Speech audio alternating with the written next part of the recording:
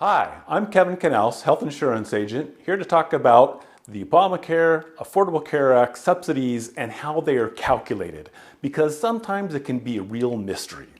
Now, one of the first things we have to remember is that sometimes it really isn't a subsidy, because under certain situations, if you go over 400% of a particular income level, you have to pay all of that advanced premium tax credit back to the federal government. But that's a whole other topic for discussion. But right now, I'm just going to focus on how they calculate these subsidies and how they work for you. Now, they all come from the IRS, and that's the organization that actually determines what your premium tax credit is when you reconcile them on your taxes for the prior year.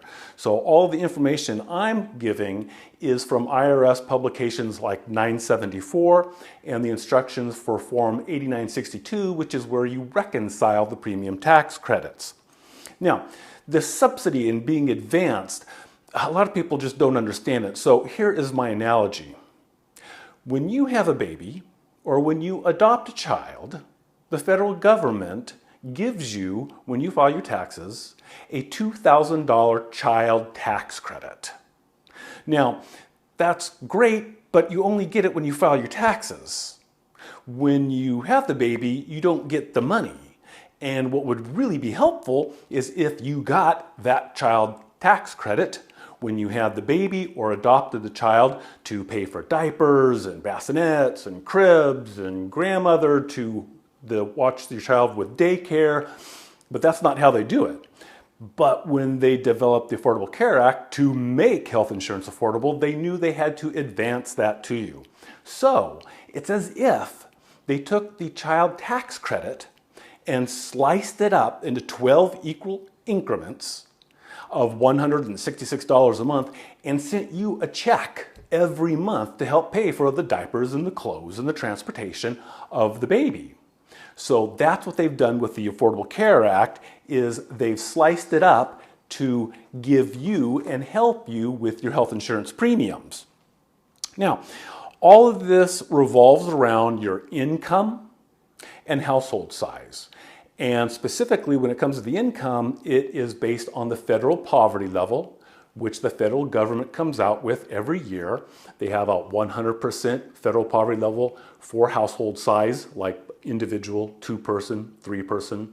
And then the ACA is looking at what percentage of over 100% of the federal poverty level up to 400% that your income falls into. And that's one of the basis starting points. Now, in the IRS form, you'll see a big table that says applicable figure, which is this big daunting thing, but it goes through from 100% all the way up to 400% of the subsidy range for the consumer responsibility. So the lower your income is, the less you have to pay of the health insurance premiums. So if you're at 133% or lower of the federal poverty level, you only have to pay, under the Affordable Care Act, your consumer responsibility of 2.08% of your household income. When you get to the upper ranges, between 300 and 400% of the federal poverty level, you are only responsible to pay for 9.86% of your household income. And so you can see it graduates from the very low up to the high. There are no premium tax credit subsidies over 400%. Now, the subsidy is for what? It is to make the second lowest cost silver plan affordable. So they picked this plan, and they didn't choose the very basic minimum bronze plan as the benchmark to make affordable, and they didn't choose the higher benefit range gold and platinum plans. They selected the second lowest cost silver plan in the region where you live to be affordable, and applied the calculations to make that plan affordable with the subsidies, and that's important. Okay, so let's look at a typical family and what their subsidy might be. The Bird family, 3-person in the tax household. Now, a tax household is who is on the tax return for the primary applicant. The primary applicant, the spouse, the children, those are all listed. That's the tax household. It is not your roommates or your grandmother who may live with you unless you take her as a dependent. Those people are not in your tax household. So we have 3 people, ages 20, 40, and 40, and their estimated annual income is $45,924 for the year. Now, when we go to the IRS applicable table for that income and household size based on the federal poverty level, they come in at 221% of the federal poverty level, and their consumer responsibility for health insurance is 7.3%, meaning they should have to pay 7.3% of their household income and no more towards health insurance. So now we go on, and you can see how that works on the table, because it shows 221 and 7.3% from the applicable table.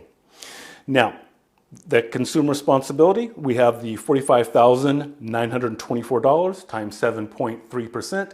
That equals $3,352 annually. That's how much the Bird family should pay towards their health insurance under the Obamacare Affordable Care Act rules and regulations. So the Bird family goes shopping for health insurance, and they find the second lowest cost silver plan is from Kaiser in their region where they live, and that monthly premium is $1,364.05. That's monthly. And now all of this is kind of based on an annual basis because that's the way the IRS likes to do everything. So you take the $1,364 times 12 and you come up with $16,368 as an annual amount for the full rate of the health insurance. That is the second lowest cost silver plan in their area. The premium tax credit definition is the difference between the annual premium of the second lowest cost silver plan and the consumer responsibility from the tables, that applicable figure. So that is the subsidy, what the consumer is responsible for and what the total cost of the health insurance is. Now, in the Bird family situation, we have that second lowest cost silver plan at $16,368 minus their consumer responsibility of $3,352, which means we have an annual subsidy amount of $13,014. If we slice that up into 12 equal increments for the months, that equals $1,084 per month. That's the subsidy to be applied to a health plan that they select. So what I did is I went to the Covered California website, Shop and Compare tool, put in the Bird family, their ages, zip code, and that income to see how it all calculates out. And voila, it came out just as the IRS tables confirm. They're going to get a $1,084.51 subsidy to lower the second lowest cost silver plan, that Kaiser plan, to $279.54, their consumer responsibility.